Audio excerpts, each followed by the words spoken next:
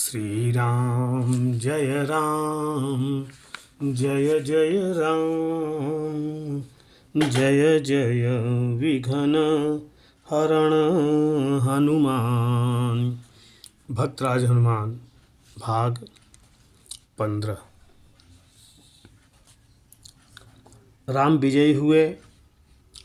अब सीता के पास विजय का संदेश लेकर कौन जाए। भगवान ने हनुमान को बुलाकर कहा, हनुमान, सीता तुमसे बड़ा स्नेह रखती है। अब यह विजय समाचार सुनाने के लिए तुम ही उनके पास जाओ।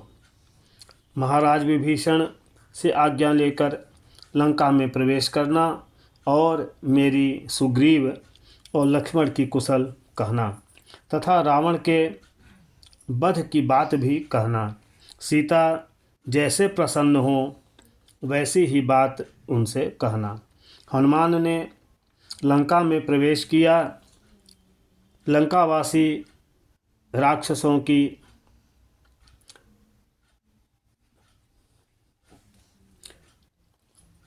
ने उनका बड़ा सम्मान किया।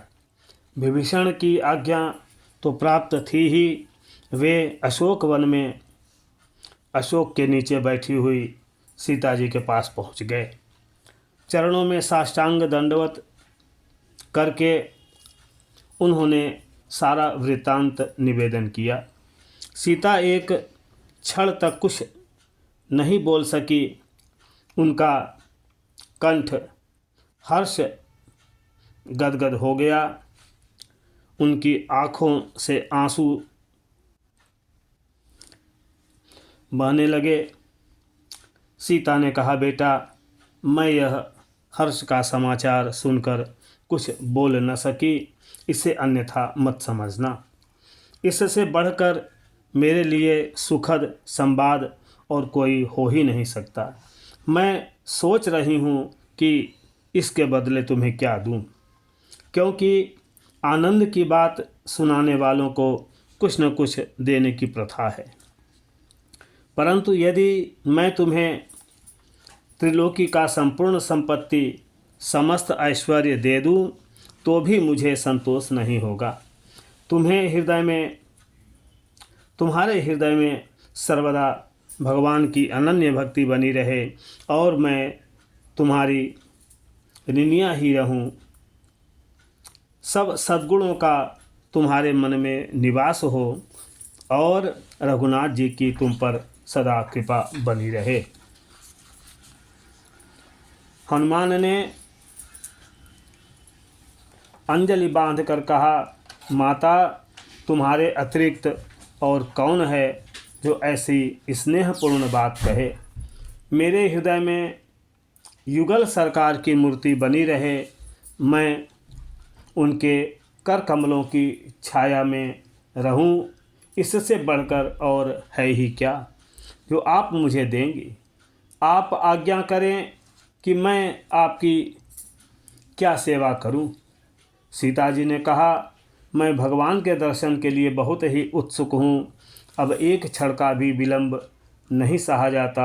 हनुमान ने तुरंत वहाँ से यात्रा की और भगवान के पास पहुँच आए। उन्होंने सीता की प्रसन्नता, उनकी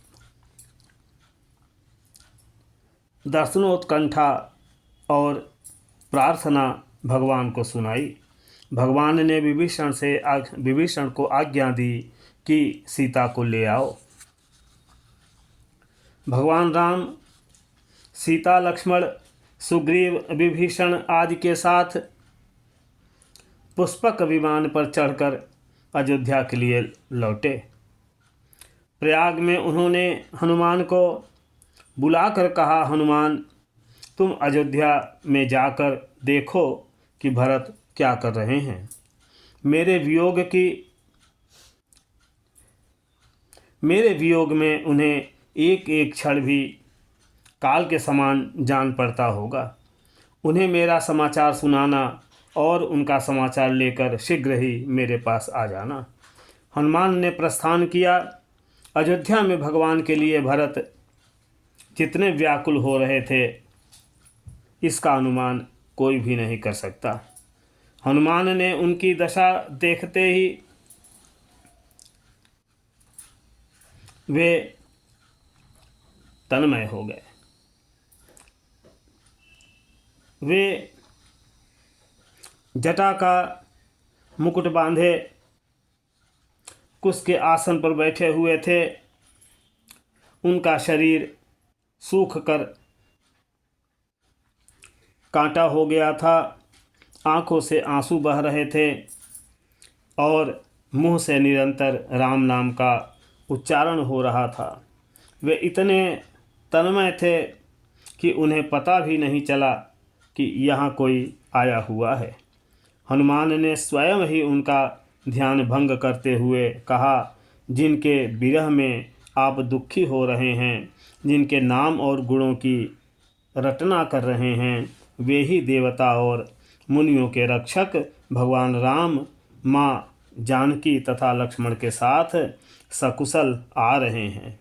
हनुमान के वचन सुनते ही भरत के शरीर में नवीन प्राणों का संचार हो गया। उनका रोम रोम नारायण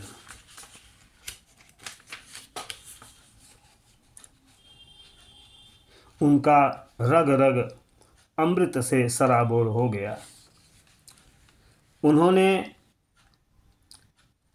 झट उठकर हनुमान को अपने गले से लगा लिया। परिचय जानने पर तो उनकी आनंद की सीमा न रही। उन्होंने बार बार भगवान राम की बातें पूछी और हनुमान ने भी कई बार कही। दोनों को अनंत आनंद का अनुभव हो रहा था। भरत ने कहा, भाई तुम्हें मैं क्या दूं, इसके बदले में देने योग्य और कौन सी वस्तु है। तुम्हारा ऋणी रहने में ही मुझे प्रसन्नता है।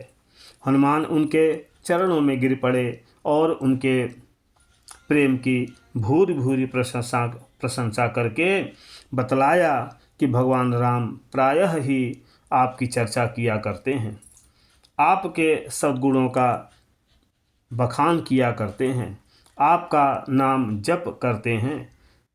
भरत से अनुमति लेकर हनुमान वहाँ से विदा हुए। जय श्री राम।